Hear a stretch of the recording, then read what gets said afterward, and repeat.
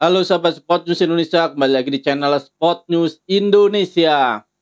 Ya, kali ini kita akan membahas tentang 5 keuntungan andai timnas Indonesia mampu mengalahkan Bahrain dan Cina di matchday ketiga dan keempat kualifikasi Piala Dunia 2026 zona Asia. Ya, Indonesia sendiri akan menghadapi Bahrain pada tanggal 10 Oktober 2024 jam 23.00 dan menghadapi Cina pada tanggal 15 Oktober 2024 jam 19.00. Nah, di kedua pertandingan tersebut Indonesia ditargetkan minimal meraih 3 poin dan kalau bisa kita bisa meraih poin maksimal yaitu 6 poin di kedua pertandingan tersebut. Jadi kita harapannya bisa mengalahkan Bahrain dan mengalahkan Cina di Oktober nanti. Nah, apabila itu terrealisasi, maka inilah 5 keuntungan buat timnas Indonesia. Ya, yang pertama, yang pasti peringkat FIFA Indonesia naik tajam. Ya, kita tahu sendiri, sekarang timnas Indonesia berada di posisi 129 dunia ya. Setelah kemarin ada di 133 dan di matchday bulan September berhasil menahan imbang Arab Saudi dan menahan imbang Australia. Dan Indonesia mendapatkan sekitar 16 poin dari kedua pertandingan tersebut. Sehingga Indonesia naik secara 4 tingkat ya, dari 133 ke 129. Nah, andai nanti timnas Indonesia berhasil mengalahkan Bahrain dan Cina, Indonesia akan mendapatkan total 32,43 poin. Nah, dengan kenaikan poin sebesar ini, Indonesia berpotensi untuk naik ke posisi 120 dunia atau naik 9 anak tangga ya. Dan di situ kita akan menggeser Sudan yang berada di 120 dunia dengan poin 1154. Sedangkan Indonesia sendiri kalau misalkan berhasil mengalahkan Bahrain dan Cina, poinnya adalah 1156,43 dan Indonesia berhasil menggeser Sudan di situ ya. Dan tentu saja Indonesia semakin mendekatkan diri ya untuk menggeser Vietnam karena sekarang Indonesia masih di bawah Vietnam dan Thailand. Vietnam turun 1 posisi di posisi 116 dunia dengan 1163 dan Thailand di posisi 100, naik 1 tingkat ya karena sudah mengantongi poin 1223 poin. Nah, tetapi bukan tidak mungkin di Oktober ini Indonesia bisa menggeser Vietnam ya. Andai saja Vietnam melakoni laga persahabatan di FIFA Matchday bulan Oktober dan syaratnya lagi Vietnam mengalami kekalahan di laga persahabatan tersebut dan itu sangat mungkin ya, sangat mungkin Indonesia juga bisa nanti menggeser Vietnam. Tetapi kalau misalkan Vietnam tidak melakukan pertandingan persahabatan atau katakanlah dia berhasil mendapatkan poin dari pertandingan bulan Oktober, Indonesia masih punya kesempatan untuk naik di bulan November. Tapi di bulan November ini saya rasa sangat berat ya karena Indonesia harus menghadapi 2 raksasa Asia yaitu Jepang dan Arab Saudi di bulan November. Yang kedua, minimal amankan posisi 4. Nah, Indonesia sekarang berada di posisi ke-4 ya, di bawah Jepang, Arab Saudi, dan Bahrain dengan 2 poin. Nah, apabila nanti Indonesia berhasil mengalahkan Bahrain dan Cina di matchday ketiga dan 4, Indonesia kemungkinan besar akan mengamankan posisi 4 karena Indonesia sudah mendapatkan 8 poin dan itu akan susah dikejar oleh nanti peringkat 6 dan 5, yaitu mungkin kemungkinan besar nanti akan ditempati China dan Bahrain. Dan secara otomatis Indonesia apabila sudah bisa mengamankan posisi 4, Indonesia sudah dipastikan minimal lolos ke babak keempat. Jadi peluangnya untuk lolos ke Piala Dunia masih terbuka lebar. Tetapi menariknya lagi, apabila Indonesia berhasil mengalahkan Bahrain dan Cina, Indonesia kemungkinan besar dapat mengunci posisi kedua. Dengan catatan nanti saat Indonesia bermain home bisa mengalahkan kembali Bahrain dan Cina dan mengamankan salah satu dari pertandingan melawan Arab Saudi atau melawan Australia atau melawan Jepang. Itu sudah cukup untuk membuat Indonesia bertengger di posisi kedua pada klasemen akhir.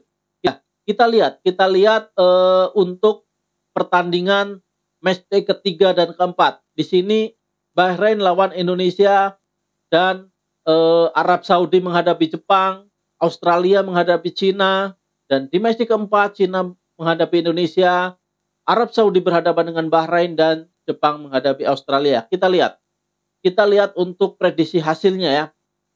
Prediksi hasilnya. Bahrain melawan Indonesia, saya rasa Indonesia bisa mengalahkan Bahrain ya, minimal dengan selisih 1 gol. Prediksi saya adalah 1-2 untuk kemenangan Indonesia. Dan di match ketiga yang lain, Arab Saudi akan kalah oleh Jepang dengan poin mungkin 1-2 juga. Dan Australia akan mudah mengalahkan Cina. Skornya mungkin 2-0. Dan di match keempat, Cina akan berhadapan dengan Indonesia. Mudah-mudahan Indonesia juga berhasil mengalahkan Cina dengan selisih minimal 1 poin ya. Prediksi saya 1-0 untuk kemenangan Indonesia. Dan di sisi lain, Arab Saudi kemungkinan besar dapat mengatasi Bahrain dengan skor 2-0 dan Jepang dapat mengatasi Australia dengan skor 1-0. Nah, dengan demikian ya prediksi klasmen untuk nanti setelah matchday 3 dan 4, Jepang akan memimpin ya dengan poin sempurna 12, Indonesia ada di posisi kedua dengan poin 8, Arab Saudi ada di posisi ketiga dengan poin 7, Australia menggeser Bahrain dengan poin 3, Bahrain juga di posisi 5 dengan poin 3, dan Cina masih 0 poin. Dan ini tentu sangat menarik nanti ke depannya ya. Kedepannya sangat menarik. Persaingan 2, 3, dan 4 akan menjadi sangat berat. Tetapi dengan keunggulan seperti ini Indonesia sudah dinaungi keberuntungan ya, karena kita sudah memiliki 8 poin nanti. Dan kita nanti menjamu Arab Saudi, kemungkinan menang kita ada. Kita bertemu dengan Australia, kemungkinan mendapat poin kita ada. Dan saat kita berhadapan dengan Jepang, dan mudah-mudahan nanti saat melawan Jepang kita paling tidak dapat meraih 1 poin ya. Jadi kita bisa memperoleh sekitar 17 sampai 20 poin, dan ini bisa mengamankan posisi Indonesia di papan klasmen akhir ya, sehingga kita bisa lolos langsung ke Piala Dunia 2026 nanti. Nah, terus untuk keuntungan yang ketiga adalah kesempatan finish di 2 besar terbuka lebar ya.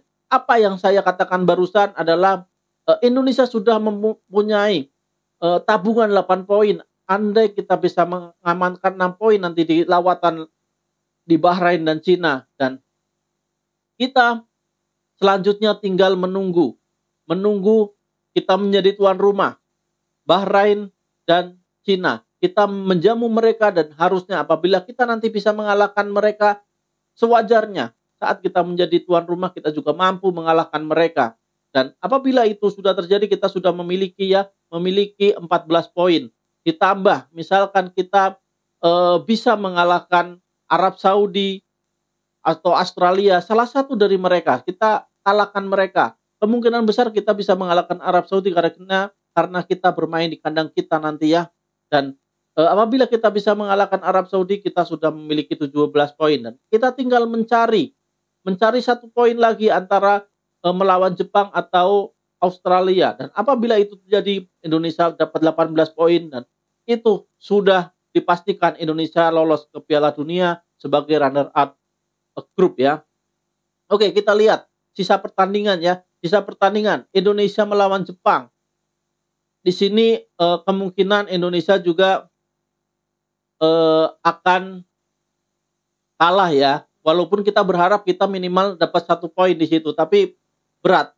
Setidak-tidaknya misalkan sejelek-jeleknya kita kalah, kita nggak apa-apa. Asal kita bisa mengalahkan Arab Saudi nantinya ya di tanggal 19, dan kita selanjutnya akan bertemu dengan Australia di bulan Maret, dan Indonesia misalkan di sini kalah, tetapi Indonesia nanti diharapkan bisa mengalahkan Bahrain dan mengalahkan Cina, dan selanjutnya melawan Jepang misalkan kita kalah, tapi kita lihat prediksi poinnya. Apabila kita tadi udah sesuai dengan prediksi yang tadi, Jepang akan memimpin ya dengan 27 poin, Indonesia 17 poin, Arab Saudi 15, Australia 15, Bahrain 6, dan Cina 3. Dan dengan di situ Indonesia akan lolos otomatis ke Piala Dunia 2026. Dan keuntungan keempat, dunia akan melihat Indonesia. Nah, inilah kalau misalkan Indonesia bisa menang ya melawan kedua negara tersebut, Bahrain dan Cina. Bahrain di peringkat 80-an dunia, Cina juga sama di peringkat 80-an dunia. Indonesia, sedangkan Indonesia adalah 129 dunia, dan dengan kemenangan ini mata dunia akan terbuka. Mata dunia akan terbuka melihat Indonesia, dan Indonesia semakin terkenal. Sepak bola Indonesia semakin terkenal, dan disitulah dunia akan menilai Indonesia, persepak bolaan Indonesia berkembang pesat ya. Apa yang diharapkan dari keterkenalan Indonesia itu? Apa yang diharapkan dari terbukanya mata dunia terhadap sepak bola Indonesia? Ya.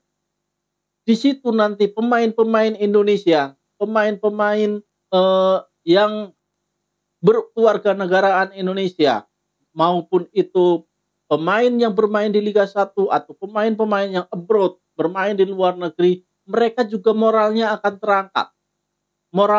terangkat, dan orang tidak memandang sebelah mata. Kalau sekarang atau yang dulu-dulu gitu ya, pemain yang berasal dari Indonesia dipandang sebelah mata. Karena apa? Peringkat FIFA Indonesia rendah. Indonesia dianggap sebagai negara dengan perkembangan sepak bola yang sangat rendah. Tetapi dengan kemenangan nanti melawan Bahrain dan Cina yang berada di peringkat 80-an dunia, pandangan dunia berbeda tentang Indonesia. Indonesia tidak akan lagi dipandang sebelah mata oleh dunia, dan itulah keuntungannya. Dan semoga kita dapat merealisasikan nanti ya kemenangan melawan Bahrain dan Cina. Oke, lanjut yang terakhir, yang paling membuat kita semakin mempunyai harapan akan sepak bola Indonesia. Ya, banyak nanti pemain-pemain keturunan yang tertarik membela timnas Indonesia. Jadi PSSI sudah pasif. PSSI sudah tidak perlu aktif mencari sana sini karena pemain-pemain dengan usia muda, pemain dengan usia 16 tahun, 17 tahun sampai 20 tahun sudah mempunyai keinginan untuk membela timnas Indonesia. Dan itu tidak terkecuali pemain-pemain yang bermain di liga-liga top Eropa. Sebenarnya sekarang sudah mulai kelihatan ya, seperti Jean Raven, terus Mauro Silva. Itu pemain-pemain muda potensial, mereka juga sudah mau bermain walaupun untuk main timnas kelompok umur ya. Walaupun Jean Raven usia 19 tahun mau bermain untuk timnas Indonesia U20, Mauro Silva umur juga sama 19 tahun, mereka mau. Walaupun tidak dipanggil ke timnas senior, tetap mau untuk bermain di timnas Indonesia kelompok umur. Dan ini apa? Ini membuktikan kalau Indonesia sekarang sudah berbeda dengan yang dulu. Dulu kalau ditanya pemain-pemain abroad keturunan Indonesia, ditanya apakah mau membela timnas Indonesia, jawabannya mereka apa? Saya masih muda. Jadi kesempatan dia untuk membela timnas negara Belanda atau negara manapun yang dia tempatin sekarang masih terbuka lebar. Masa depannya masih panjang katanya. Jadi mereka tidak tertarik membela timnas Indonesia di usia muda, tetapi mereka tertarik nanti membela timnas Indonesia di usia yang sudah mulai menua. Karena apa? Kesempatan untuk membela timnas negaranya mereka yang saat ini paspornya mereka pegang sudah tertutup. Jadi mereka pengen membela timnas Indonesia karena kesempatan untuk membela timnas Belanda sudah tertutup. Berbeda dengan sekarang. Kita lihat Miss Hilgers, kita lihat Eliano, kita lihat Jay Ites. Apakah mereka, khususnya Miss Hilgers sama Jay Ites, apakah mereka tidak akan dipanggil oleh timnas Belanda? Usia mereka masih muda. Dan mereka memilih timnas Indonesia. Dan masih banyak lagi. Justin Hubner dulu bilang apa? Mereka kalau misalkan ditanya, mau membela timnas Indonesia enggak? Jawabannya, usia mereka masih muda. Usia saya masih muda. Masa depan saya masih panjang. Tetapi sekarang apa? Indonesia bisa untuk masa depan sepak bola mereka. Kita lihat Jen Raven, ya. Kita lihat Mauro Zita nanti, Justin Hubner, Rafael Struijk, Nathan. Mereka semuanya masih muda. Dan itulah keuntungannya ya. Apalagi nanti kalau kita sudah masuk under 100 atau malah bahkan under 50, sudah bakal dipastikan banyak sekali pemain-pemain keturunan Indonesia yang akan mau atau berkeinginan atau bahkan bermimpi untuk menjadi pemain timnas Indonesia. Dan itu sebenarnya efek dominonya apabila kita berhasil mengalahkan Cina dan mengalahkan Bahrain, efek dominonya sangat besar. Tidak hanya semata poin yang didapat, tetapi nama besar Indonesia, nama baik Indonesia, dan mimpi-mimpi anak-anak abroad ya, anak-anak diaspora juga akan berubah. Mereka tidak satu patokan. Tetap mereka ada kemungkinan mau membela timnas Indonesia. Inilah efek yang sangat luar biasa ya apabila kita nanti berhasil mengalahkan Bahrain dan Cina. Dan saya harap, saya yakin Indonesia bisa.